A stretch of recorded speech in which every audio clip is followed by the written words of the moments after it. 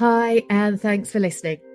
Before we begin, we just wanted to reassure you that if you have worked with any of our hosts or guests, that we treat your privacy with the utmost of respect. Therefore, you won't hear us divulging any confidential or identifiable details about you or your loved one in any of our episodes. Unless, of course, you would like to be featured as a guest yourself and talk about your experiences. In which case, please do get in touch with us via the contact details at the end of the show. That said, let's get on with the next episode. Hey guys, it's Nicola. Thanks for listening, and along with our usual disclaimer about never sharing any of your confidential details, we also just wanted to advise you that during the course of this episode, Chris talks in detail about the death of her lovely husband, Tiny. If you feel this may be too traumatic for you, you might want to skip this episode and join us again next week. Either way, thanks for listening. Hi guys, and welcome to episode 7 of Over My Dead Poddy. And as ever, I'm joined by my amazing co-host, Nicola Reader. Hi Nicola, how's things? Hey, how are you doing? I am good, thank you, particularly because it being the bank holiday, I got 3 whole days off. And I wandered around Wensleydale Show making friends with sheep. I drank some good beer. I ate chips. It was fabulous. All the simple stuff that makes life so brilliant. Fantastic. So you've had a couple of days off, which is always good. So it's same for me, actually. I've had the week off this week with lots of stuff, other things going on with my mayoral duty. So we had the boundary walk this week, and it was fantastic. We had I think maybe around 700 people turn up, and we walked the boundaries of Richmond. So that's been really, really good. And Carl, that's a walk of 14 miles, I believe. 14 miles, yes. So I didn't really do much the following day. It's been not much happening at all, really. So this episode, we're going to reverse it round, a role reversal, and I'm going to take the lead, and I'm going to fly solo on this one, Nicola, and I'm going to bring in the amazing Chris Power. So if it's all right, Nicola, you may leave. Brilliant. Have a fantastic show, and I'll be back next week. So hi, Chris. Welcome to the show, and thank you for joining us. Hi, Carl. Thank you. It's a pleasure to be here. It's great to have you. So for this episode, we're going to start right at the beginning. We're going to go right back to who Tiny was and what he was about, and then lead us all the way up to the present day. So let's go back and, well, if you just tell us a bit about Anthony Power. Who was he? Anthony Power, my goodness. He was, the way I try to describe him is he was 6'5", and he was 6'5", full of character as well. He was just this giant of a man, but an absolute softie. He was into everything. He was the life and soul of the party all the time, always the last man standing, and just a genuinely nice human being. He was, he drove me mental, don't get me wrong. People didn't see that side of him. They just saw the fun, happy, party, Tiny side. But for me, he was just this big old personality roaming around the house. He was rubbish at things like, I don't think he put the washing machine on in the whole time we were married. He was terrible at cooking. I think the only thing I ever got was beans and bread and butter as a meal. But he had other qualities, thank goodness. So, and what did he do as a career? How did he start? So he was a career soldier. He joined up when he was 17. He went to Northern Ireland several times. He went on a ship to the Falklands, but by the time he got there, the war was over. So he spent his time cleaning up dead sheep. But he was proud of that. He's proud that he'd been. He taught jungle warfare in Belize. He had an absolutely amazing army career. He boxed for the army at heavyweight and was quite prolific. He swam for the army. He played rugby for Colchester.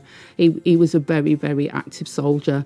And then one fateful day in the 1990s, he was driving along the A66 and had a really, really bad RTC, which was the start of the problems that led to him ultimately passing. But yeah, once he'd finished in his army career, he was scratching his head wondering what he was going to do. And I was working, and we were sort of umming and ahhing about it. And it was actually through Round Table. He joined Round Table in his last few years in the army, and through his connections in Round Table, one of the Round Table guys said to him, "Oh, health and safety. Do you fancy coming and working with my company and doing some health and safety?" And Anthony thought, "Oh, yeah, give it a go." He blagged it for a while, but he ended up being quite good at it. And after a few years, he set up his own little business doing health and safety across the northeast for some quite big building companies, and that's what he did up until the end. So he was quite busy really, but he always found time for out on a Friday night and a Saturday night and any other opportunities he could get. And he was just this happy, smiley, special person. He was indeed. And obviously, I know you mentioned the Round Table there. So in Richmond, yes, there used to be the huge popular Richmond Round Table, and he got involved in there, didn't he? So there was lots of events that he went to. Tell us a little about the Round Table. Oh yeah, well, that's how we first met you, I think, Carl. And you were still at school. So, but Round Table was it was a community run thing. It was big in the early 2000s, and Anthony was absolutely embraced it. He loved the camaraderie of it. He loved meeting some new. It was a great way for him to meet new people as well that weren't anything to do with the MOD.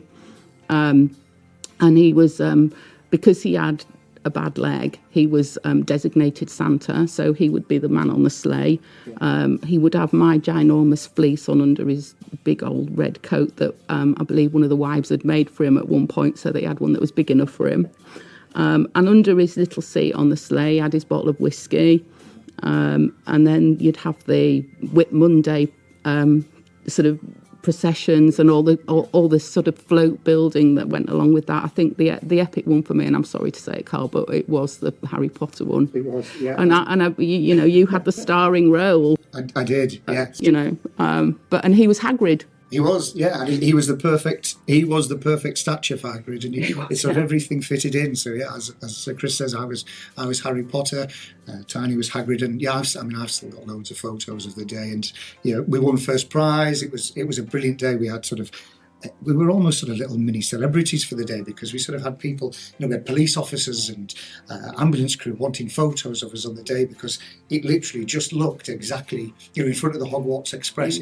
It was fantastic. Yeah, it was. And we mentioned Christmas with the Round Table. We'll go into some stories a little bit later, but the one thing I wanted to mention was the squirrel in the tree. So let's tell everyone about that. What happened there? Oh goodness! So in those days, Round Table were responsible for putting the big Christmas tree up in the town and taking it down. It's probably the taking it down bit that's relevant here. So no one had organised to take the tree down, and it was becoming a bit of a laughing stock, I think it's fair to say. And it had got to March, and it had got to April, and the daffodils were coming out, and the tree was still up. And then Anthony got a phone call one day saying that ITV was in town, and they wanted to interview him to talk about why the tree hadn't come down. Yeah. So Anthony, in his wonderful blagging storytelling way, came up with the fact there was a red squirrel in the tree, and they couldn't take the tree down while the squirrel was in the tree.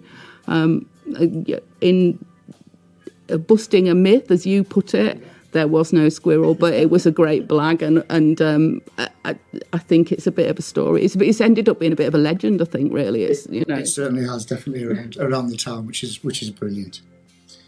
So let's start things. We want to go back into losing Anthony, losing Tiny. Yeah.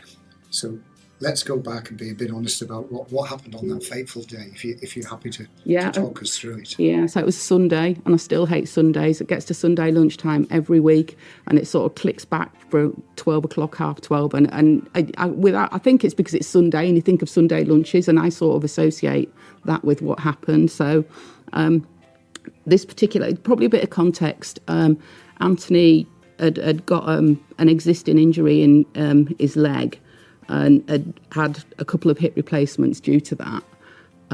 And he had gone out taking photos in the December before he passed in the January. And he'd fallen really, really badly to the point where he knew he'd hurt his leg very badly, and he'd had to crawl back to the car. He was up on Felden Range, and he couldn't get any signal on his phone. So the upshot of that was basically he'd really, really done himself some damage, and he'd had to have another hip replacement. So this was his third. It went okay. He was a lot more depressed this time than he'd been previously, which was noticeable to me, but probably not to anyone else. He didn't really want to see anybody. He was just like, he wouldn't get out of bed. He was quite depressed, really. Which isn't tiny, is it? No, not at all. Not at all. It was Christmas. We had Christmas Day. I think we sat on the bed eating party food. And it had just gone, he'd done everything that he needed to do. He was having his injections to make, for his blood and all of that as recovery from major surgery. But on this particular Sunday, it was the 8th of January. So, and I'd got up in the morning. I said to him, well, what do you want for your breakfast? It's a bit tea and toast. So I brought him some tea and toast. We sat on the bed and had tea and toast. And I took the pots downstairs, and I heard this sort of wailing noise. And I didn't really think anything of it. I thought, oh, he's just wittering on. Then I heard it again, and I went upstairs, and he was lying on the bed. He was really, really pale, and his lips had gone blue. He was still talking, but he looked like he'd been in a faint. And so I opened the window and propped him up. And things happened that made me realise there was a real problem. So I rang 999 off Anthony. I don't know, it was either my phone or Anthony's phone. And but the phones were tied to the other phone. So instead of my phone ringing 999, it rang Anthony's phone. Right. So I panicked then. I'm thinking, crikey, I'm really in a problem here. So I went and got my next door neighbour and I said, can you ring an ambulance? I actually think Anthony's having a heart attack. So the neighbour did that for me. And he came into the house probably 15, 20 minutes later, and he'd brought one of the other neighbours with him, who, along with me, could tell we were in a real problem situation. We were getting advice from 999 saying you need to pull him off the bed, put him on the floor, and I was going, he's just had a hip replacement, he's 6'5", how are you going to get him off the bed and pull him off? This woman said, pull him off the bed by his ankles and put him on the floor. I'm not going to do that, I see. But anyway, I don't think you could. Well, no. In the end, we managed to get him on the floor, and then they said, can you get a defibrillator? So we said, yeah, we can go and get there was a defibrillator that Round Table had actually funded at the top of the estate. So we went and got the defibrillator, panicking, didn't really know how to use it, read the instructions, put it on him, wouldn't work. What we now know is that if there's no electrical signal there, it won't charge up and do its thing. So at that point, the neighbour started doing CPR. And I think I knew then that he wasn't going to come back. And if he had come back, he wouldn't have been our Anthony. So and it had gone, it was about 25 minutes, maybe more. And the ambulance still hadn't turned up. So we rang 999 again and said, oh, no, it's outside. And we're going, no, it's not. It turns out that they had pressed some wrong button on the system, and it had sent the ambulance, 2 ambulances and an emergency paramedic to the wrong place.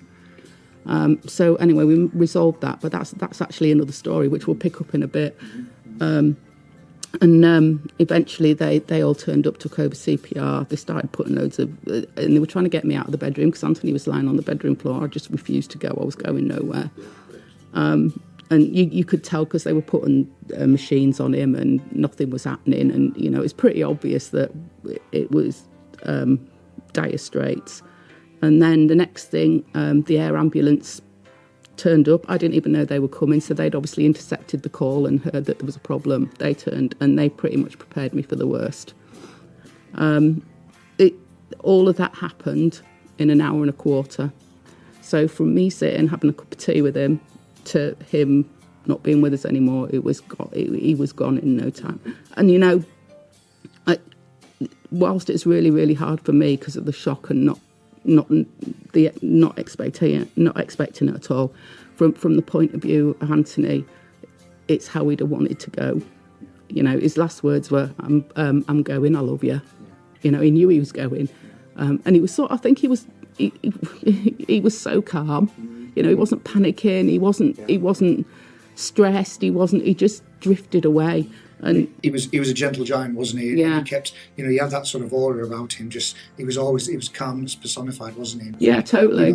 Right up to the end, that was him, wasn't he? Yeah, it was, and I can only look back on it nearly 3 years later and take comfort from that. That he didn't suffer.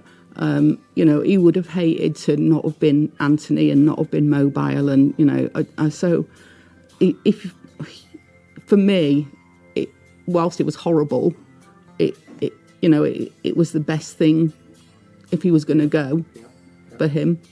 I mean, don't get me wrong, he went way, way, way too soon. Of course he did. Yeah. But the shock is still with me now. I still look at his photo and say, "What are you doing, leaving me?" And it's just, I still can't really believe it. I still think, he is still with me.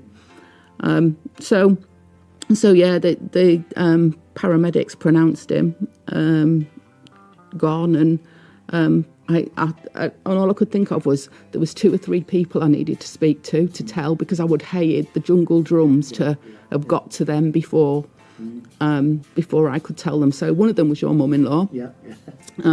So I rang, and I can remember just saying, just telling her what had happened, and I said, "You know what I'm saying, Julie, don't you?" And she was going, "Yeah." And I sort of just put the phone down, and she put the phone down, and because I think, we were all in shock. Yeah. And obviously the next thing she did was ring you and Sherry, because about 5 minutes after I'd spoken to her, Sherry came bombing through the bedroom door with Emmy, and all I can remember saying to her, and I do remember this very vividly, was going, "I really need Carl," and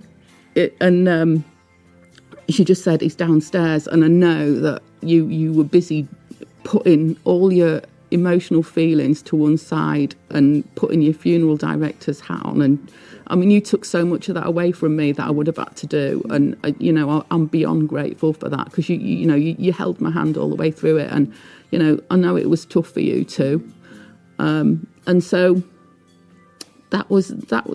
It was just like, in the morning he was there and we were having breakfast. By tea time we were sat in the chair staring into space, wondering what the hell the rest of my life looked like.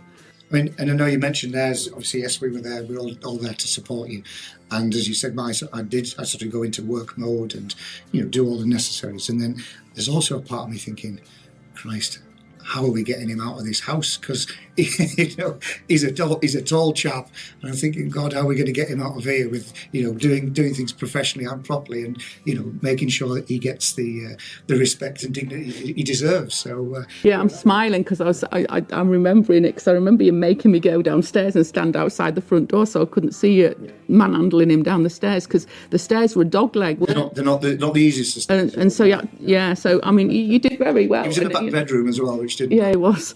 But yeah, we can sort of look at it now and sort of the thinking about it, and if he'd have laughed, of course, he'd have gone, I'm just going to be as difficult as I can be. But yeah, I remember you shoving me out the front door and making me stand outside for a minute while you got him out.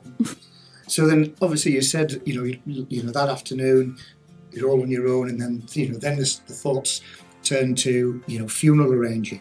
So, I mean, where do you begin? What are you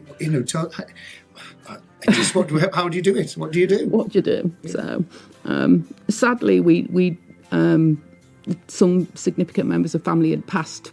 So we'd gotten a bit of a routine, really. Anthony's mum, Anthony's dad, his sister. So we'd done a few, and we'd sort of, and we'd also talked about it, because both my parents died young. So I was sort, I'd always said to him, I'm probably going to go the same way they are. So this is what I want. So because I was telling him what I wanted, he started talking about what he wanted, and he was adamant that whatever happened, it was going to be a bloody good party. Yeah. And he was adamant that the song that he would leave church to would be "See You Later, Alligator," which it was. And he just went, he just went, it's got to be a party, and that was all that was in my head. All I could think was, it's got to reflect the man. I wanted people to wear red in respect of Man United, and I'd worn a red wedding dress, and the Man United football strip was our wedding cake, and so it was quite a thing. And I didn't want people to be formal, if they'd at all turned up in jeans, I'd have been happy enough. Do you know what I mean? It was about celebrate, and it was really, really important. It was celebrating his life, not mourning in that sense. I mean, it was it was a huge service, wasn't it? I mean, the church was absolutely rampacked, and I remember, we had many discussions. I was around to quite a bit, just going through little bits of, we started very small, didn't we? Yeah. What are we doing? And then you then start to create and build that service. We had a couple of hymns. The music was important. Yeah. Obviously carrying him into the church, but even that though, because of his service, his army comrades carried him in, and normally it would be 6 people carrying a coffin, but because he was 6'5" and a big old guy, they had to have 8. We had 8, yeah. All the way up to the church, that it was lined on both sides with all his old and bold comrades, which was, honestly, it was so emotional. I was absolutely in shock by the whole thing, but I was in awe of the day. I can remember the vicar meeting me in the car, and he just went, "Chris, you're not going to believe what it looks like in there." And just everything. I think when we counted back, because I got you to take all the names, didn't I? I think there was about 400 people from all his different bits of life. So his sort of Manchester upbringing, so his aunts and uncles and millions of cousins, and then his service life, and then his round table life, and then his professional life in the health and safety world, and there was people from all of that. It was a huge mix, wasn't it? Yeah, and that was it was, it did my heart good.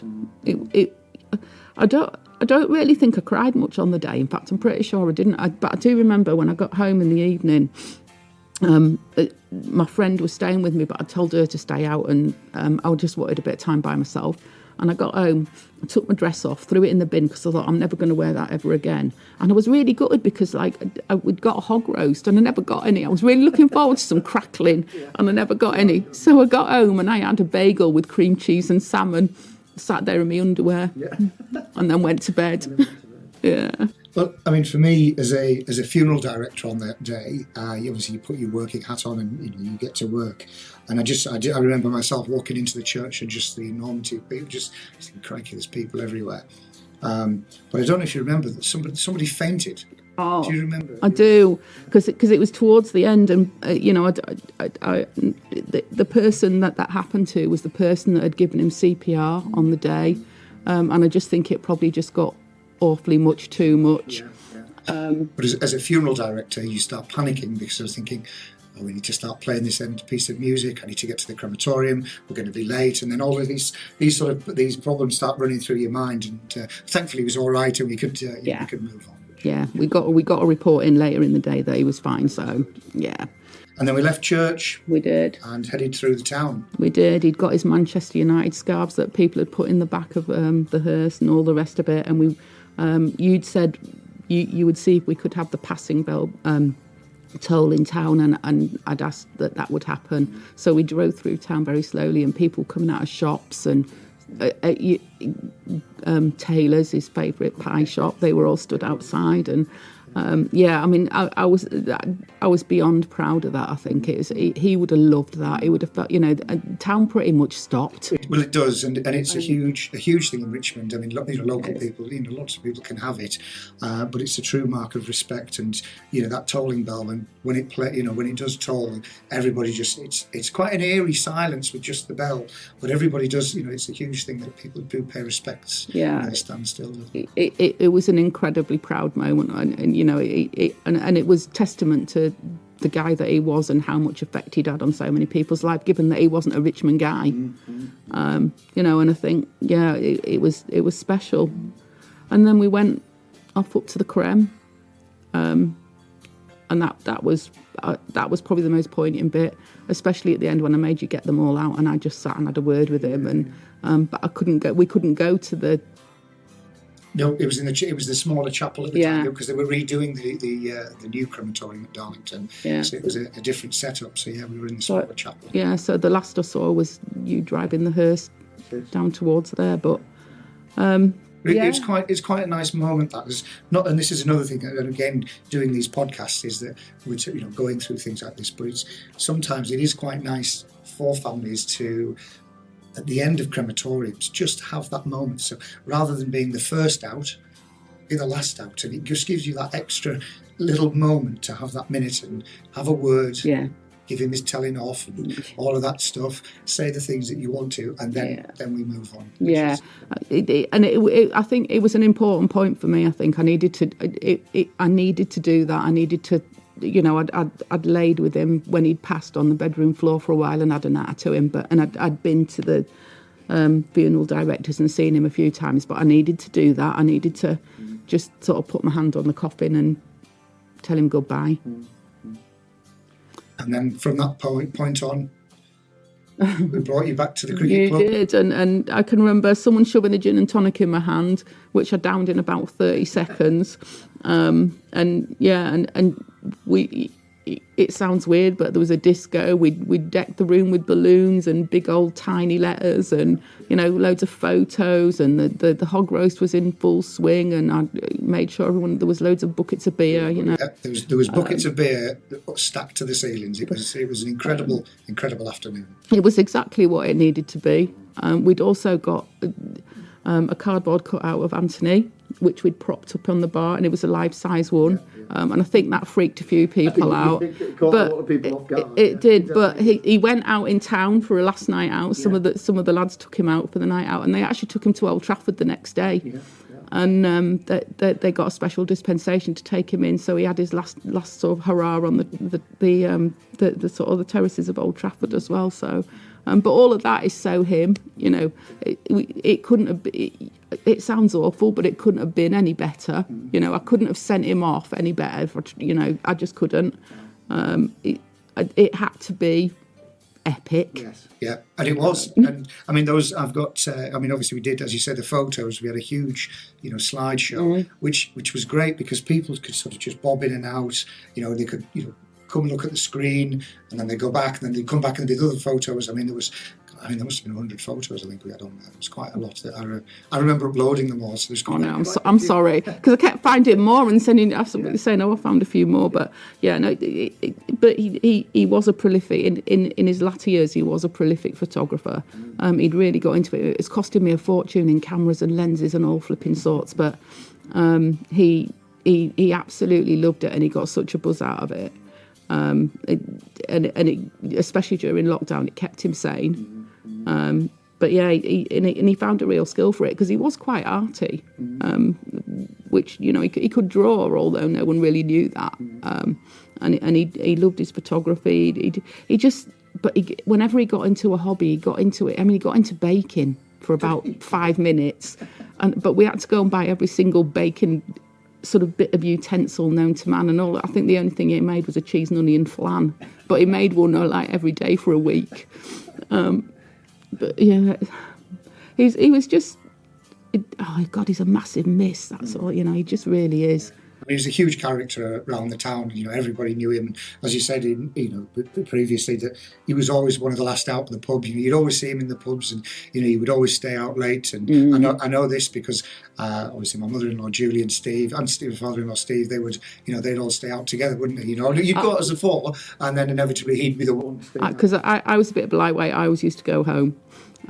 And then on the occasion when I hadn't been drinking, I'd get, usually on a Friday night when he went out with the lads, I'd think it'd get to 12 o'clock and I hadn't heard from him. Get to 1 o'clock, the phone would ring. And he couldn't say much. He'd just mumble that he couldn't find a taxi and would I come and get him. And the amount of times I went out in my pyjamas to go and find him. And I used to have to drive around town looking for him and fetch him home. After the funeral, so there's this huge hype around the funeral. There's everybody, coming to see you and all this sort of stuff. And then almost after the dust settles and people start to go back to their everyday lives, as unfortunately they have to.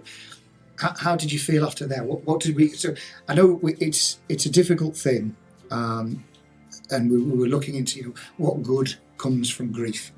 And so what followed on from there? So from day one, I was determined that Anthony's passing wasn't, A, I wasn't going to stop talking about him, Yeah. and B, I wanted to make something good happen. Yeah. It started with one of my neighbours coming round and saying he wanted to do a sponsored bike ride, Yeah. raise some money in memory of Anthony to buy a defibrillator. That spiralled into a raffle. People just stood up so much. We had so many prizes. We had so many people buying raffle tickets. We raised about £8,000 in the end, and bought enough. I think we bought 3 defibrillators, and we all in the defibrillators. They've got one of Anthony's photos, and a little sort of commemoration. So his legacy will live on. Yeah, and one of them's down by the river actually. Is it? All right. Yeah, and one of them's where we used to live. I need to start doing that again, really. So that was one of the things we did. Then last year we had a black tie dinner, where we raised money for the Yorkshire Air Ambulance and the Royal British Legion, both of which the Air Ambulance obviously turned up on the day, British Legion because of his army connections. So we did that. I mean, that was a great night as well. I that took a lot of organising. That was I was more stressed doing that than I was raising the money for the defibrillators, to be honest, because people were paying a lot of money for tickets, and I needed to make sure that it was a good night. And again, reflecting of Anthony. I can vouch. It was a very good night. Good-o. And other things I've been doing. So I mentioned it briefly before that there was a massive delay in us getting the ambulances to attend to Anthony. Off the back of that, I had a letter from the Yorkshire Ambulance Service saying that they were doing an investigation. I didn't know that letter was coming, and I was quite shocked about it because it only turned up a couple of weeks after Anthony had passed, and I thought, what's going on here? I don't understand. And that was because all this stuff had gone on in the background that I wasn't really aware of on the day. So I've worked with the Yorkshire Ambulance Service to change their comms to bereaved families to make sure that they get better comms at the right time in the right way. And also I've worked with them to fully change their IT system so that the button that the person pressed that sent everyone to the wrong place has been totally taken off their IT system now. So it's never going to happen to anyone ever again. And that did me a lot of good. I also was interviewed by one of their critical care people and spoke about everything that had happened to me, a bit like this, but more medical. And they've used that several times as a training aid as what not to do. Which is great. I know, you want something good to come out of it. I would hate someone to have to go through that again. And, I know I had to sit through an inquest because of Anthony dying suddenly. And if they'd have told me then that the delays in the ambulance coming would have made a difference, I'd probably have felt very, very differently. But because I know that by the time the ambulance got to him, he'd gone. And nothing would have made a difference, then I can sort of be happy that what I'm doing is helping other people. The other thing I do is I started doing it one year on Anthony's birthday. I started writing a Dear Anthony letter, and it's my way of sort of taking a step back really and thinking, God, what have I done since, in the last year? How's my head got? And, all the rest of it. And I do them about every 6 weeks. And sometimes they're like what I've been up to. I went on a cruise by myself this year. And sometimes it's more about what happened and being aware. So Anthony passed as a result of a DVT, so deep vein thrombosis, following the operation on his leg. And I think people need to be aware of that and avoid, it is avoidable if you know it's going to happen or if you know what to look for. And sadly we weren't in that position. But I think making people aware of stuff like that is really important. So and just writing these letters is really sort of therapeutic for me as well. It doesn't upset me. I don't cry. I really enjoy doing it because I think, I've also started supporting, certainly in, it's a sad fact of life, people are going to pass, and there's a few people that's happened to within the regimental family. And I'm now in contact with them, and I sort of just message them, and I've set up a little WhatsApp group, so that, people have got questions. It could be something like, I just need a hug, or it could be, I want to get onto the land registry, and I'm going to get my solicitor to do it, and me saying, no, you don't, you can do it online, and it'll cost you like next to nothing rather than paying a solicitor. And, so I'm trying to do some stuff that it will help others and benefit from the stuff that I've learned. And I work as part of the management exec team for the Green Howards Museum as well, which I really, really enjoy. And that's quite, that sort of gets me out of the house and see different people do different things. But so these letters that you're writing, so where do they go? I just put them on Facebook. Right, okay. And I make them public rather than private, so that if people want to share them, because there are sort of nuggets in there of things that can help other people. Things like, did you know the government gave you, if your spouse dies before pension age, the government actually give you a sum of money.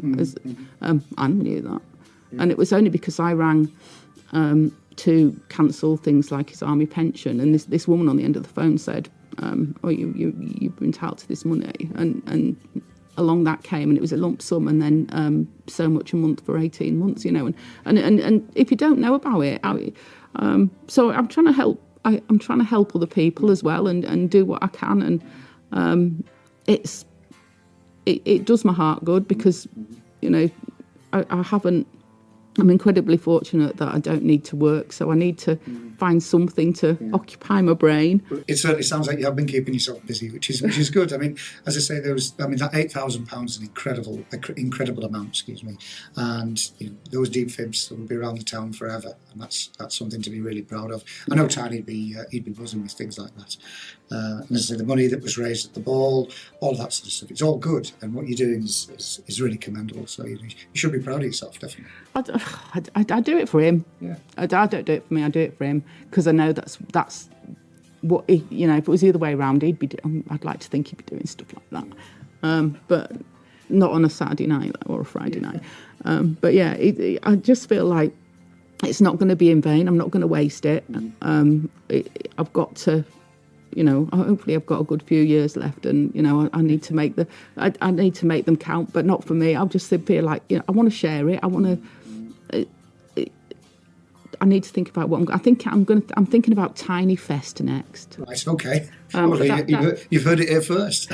That's going to be next year, because I've moved house and I've got this huge garden, and it's just shouting out for a big old marquee in it, and a bit of a lot of a party, I think. So I think that's probably going to be my next project, but that'll be next year. I've had a year off this year. I've enjoyed moving house and finding myself a little bit, because I've been so focused on doing other stuff, and probably that's because I didn't want to focus on myself, and I still don't to a certain extent, because it's just too hard. The thought of doing the rest of my life without him is horrible. You've got to keep busy, haven't you? Yeah, totally. So, Carl, we've talked a lot about me and Anthony. I want to ask you something.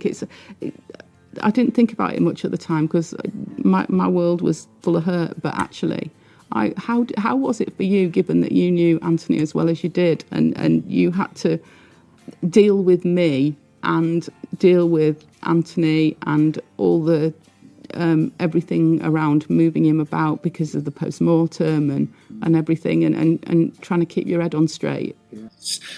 Wow, that's a good question. Thanks for spinning that round. But so as someone knowing Tiny, so I've grown well. I grew up with him. We went to Old Trafford together to watch football matches. There was Sven-Goran Eriksson walked past as the England manager at the time.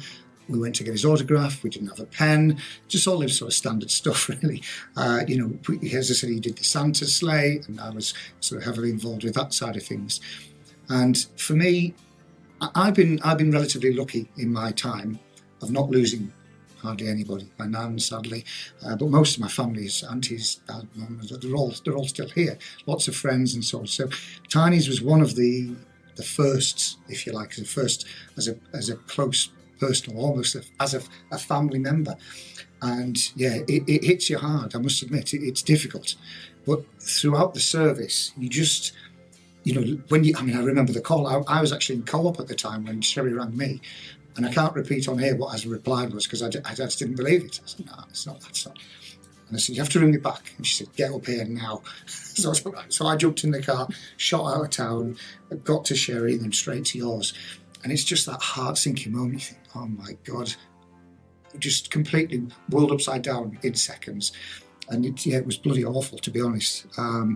Arranging the funeral it's a bit different because you do go into work mode, and you do sort of focus on what you've got to get to. You've got to have it right for Tiny. It's as simple as, and you've got to have it right for you because you don't get any second chances at funerals. It's got to be right. So the pressure was quite immense on the day. I know, I'm sorry. Okay, it's fine. We'll let it fly. But yeah, so I don't. The day itself, I remember coming to the house, and that was difficult. That was, in fact, it was bloody awful. You was there. We had all the family. There was, my wife and Sherry, Jules, Sky. The whole family were there. Tanya and Phil were there, and that was the bit that sort of knocked me for six. That literally wiped me out. But then you've got to get your head back on again. We all had a bit of a cry, we had a bit of a hug, and then you sort of get back into it again. So. Yeah, it was a really difficult day, and the party. Well, it's been a really difficult time losing him, hasn't it? It has been really difficult, really tough. But the things that you've done, following his passing, have not brought comfort to you, but have brought comfort to to a lot of others. I think, and certainly as for me, and definitely Sherry as well. That all right, yes, we're going to have a party. Giving these, the charities, give to the charities as much as you can. But it's just, you think, oh, he'd love it. It's just him. Yeah. That's him. And I think for me, that's sort of helped us all really. It's that's the important bit. I think I don't want people not to talk about him. I don't want him to be forgotten. I don't want people to feel awkward talking about him either. Because he'd hate that. He'd also hate people to cry. Yeah. He would hate, he wouldn't want any sadness. He would just want people to remember him with a smile on the face. And I think gradually, as time's gone on, that's happening. It's even for myself, we can have this conversation now, and I can do it.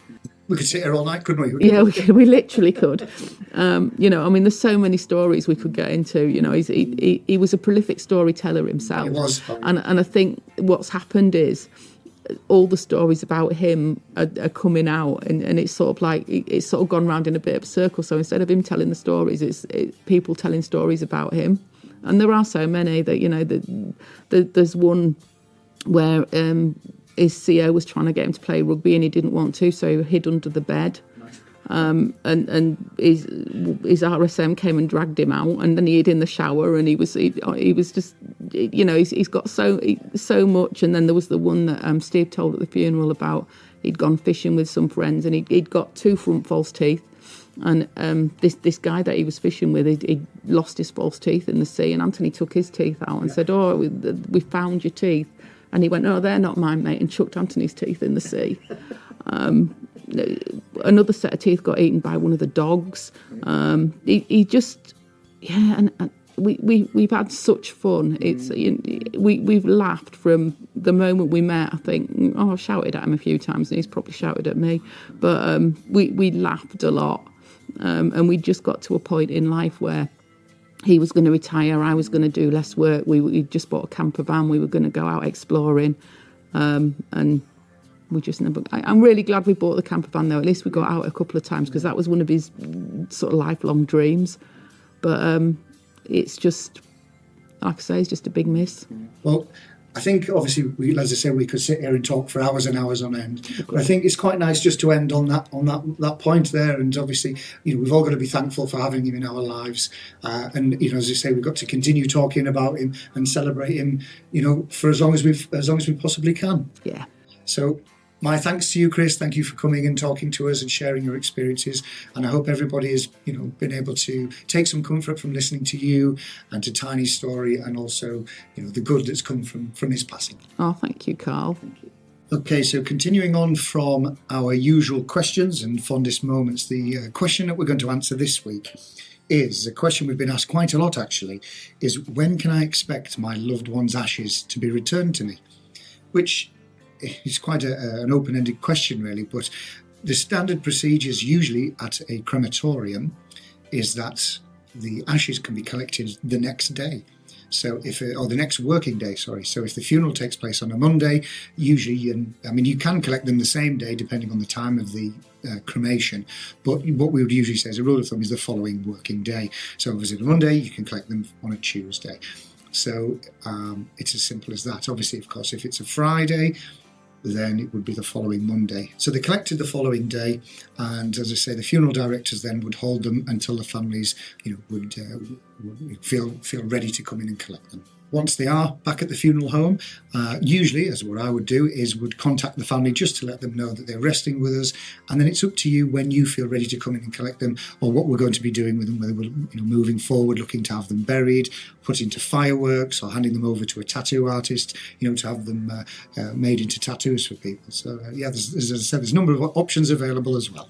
So there are other options as well. So funeral directors are obviously, of course, would go and collect the ashes from the crematorium, but also families can do that as well if they want to. It's not just a funeral director, but of course we've got to give permission.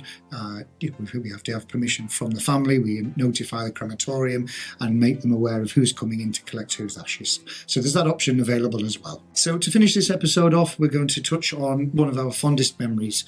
And I know we've spoken in this episode about what we call the passing bell in Richmond, and for me that is one of the most touching things to happen at a funeral. So we would drive through the centre of town, the tolling bell would toll, and people in the town would stand still as a mark of respect. We would then pause in the centre of town for maybe 10 seconds or so, and then we'd head out of the town while the bell was still tolling. And that for me is a huge mark of respect, and it's just a lovely moment, and it's one of the fondest memories for me. I've done it for quite a number of local people in the town, and it's just a nice way of remembrance. So that's my fondest moment for this week. So that's it for this week, guys. We really hope you've enjoyed this episode, and we look forward to you tuning in again for episode 8. Thanks, guys. Thank you for listening, and we really hope you enjoyed and were inspired by this week's episode. Remember that you can get in touch with us anytime to ask a question, offer to be a guest, or to request that we bust a particular myth.